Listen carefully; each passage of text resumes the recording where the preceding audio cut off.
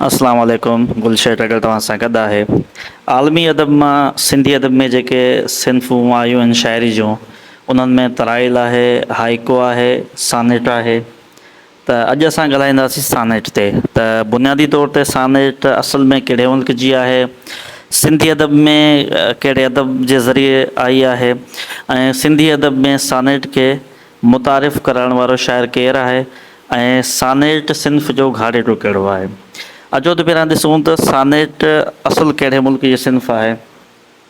Senate अट्रालियन ॿोली जो लफ़्ज़ु आहे ऐं अट्रालियन में हिन खे सोनेटो चइबो आहे, जंहिंजी लुघी माना आहे नंढो राग या मुख़्तसर गीत। बुनियादी तौर ते सानेट जेका आहे इटली जी सिन्फ़ आहे, अतालवी ॿोली जी सिन्फ़ आहे।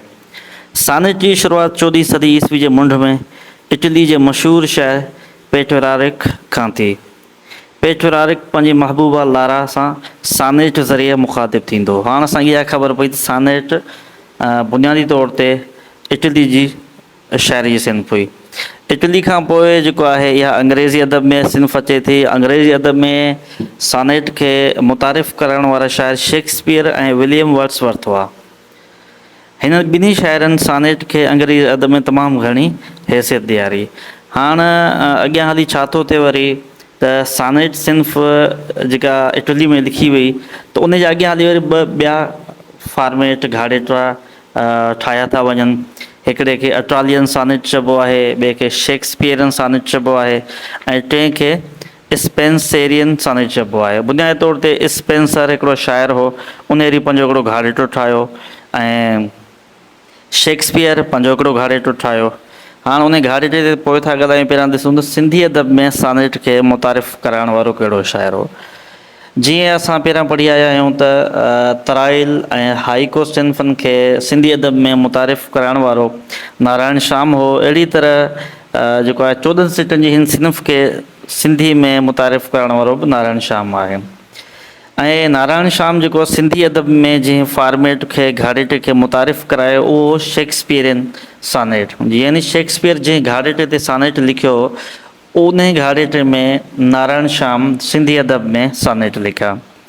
हाणे सानेट खे सिंधी अदब में चौदसी बि चयो वेंदो आहे। छाजे करे जो सानेट में कुल 14 सिटूं हूंदियूं आहिनि। हाणे अचूं था घाड़ेटे ते।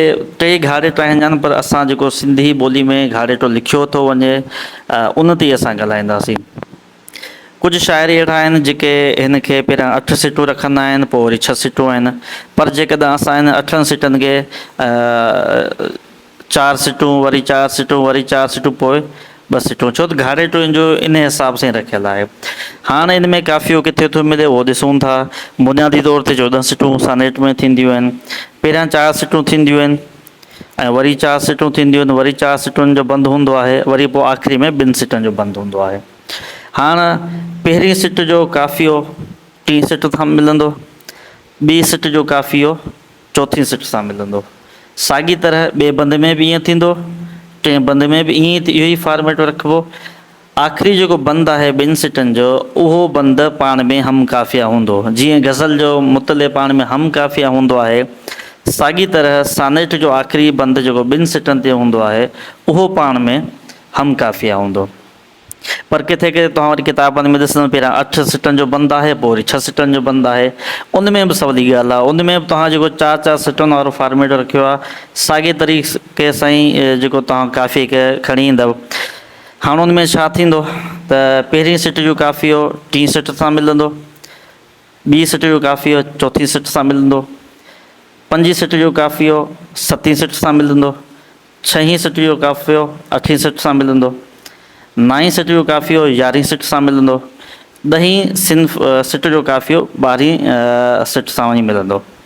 ठीकु आहे। बाक़ी जेके 13 ऐं 14 सिट आहे, उहा पाण में हम काफ़िया हूंदियूं। इहो इन जो तमामु सवलो जेको आहे घाड़ेटो आहे। सम्झण जे लाइ मूं 2 तरीक़ा तव्हांखे हिते ॿुधाया आहिनि, ऐं उमेदु आहे त तव्हां हिन खे सम्झंदव। छो त बुनियादी तौर ते इहो ई असां वटि सिंधी अदब में जेको फॉर्मेट हले थो, असांखे घणी डिघ न करणु खपे। इहो ई असांखे फॉर्मेट ज़हन में रखणु घुरिजे। ऐं ॿी ॻाल्हि त हिन में मज़मून जे हवाले सां कहिड़ो बि मज़मून अची सघे थो, हिन में का बि एॾी रोक टोक कान्हे, को ख़ासि हिकिड़ो मज़मून हिन जे लाइ मुक़ररु अहिड़ो आहे कोन को, कहिड़ो बि तव्हां हिन में विछोड़े जो, इनकलाब जो, को बि समाजी का बि ॻाल्हि तव्हां हिन में सानेट में करे सघो था। हाणे हीअ त पहिरियां असां वटि नारायण श्याम आहे, नारायण श्याम खां पोइ जेके आहिनि ॿिया असांखे शाइर मिलनि था, हरी दिलगीर मिले थो, शेख हयाज़ मिले थो। शेख हयाज़ पंहिंजे हवाले सां हिन में तजुर्बा बि कया आहिनि ऐं शेख हयाज़ इहा बि ॻाल्हि करे थो त नारायण श्याम जेको आहे हिन सिन्फ़ खे मुतारिफ़ करायो, पर उन वारो तजुर्बो नाकाम हुयो। इहो वरी शेख हयाज़ थो चए। मूंखे उमेदु आहे त हिन वीडियो मां तव्हांखे फ़ाइदो पहुचंदो ऐं अॻियां हली तव्हांखे कामयाबु हीअ वीडियो ॾिसी तव्हां वधीक पंहिंजो मुतालो कंदव ऐं इनशा कामयाबु थींदा।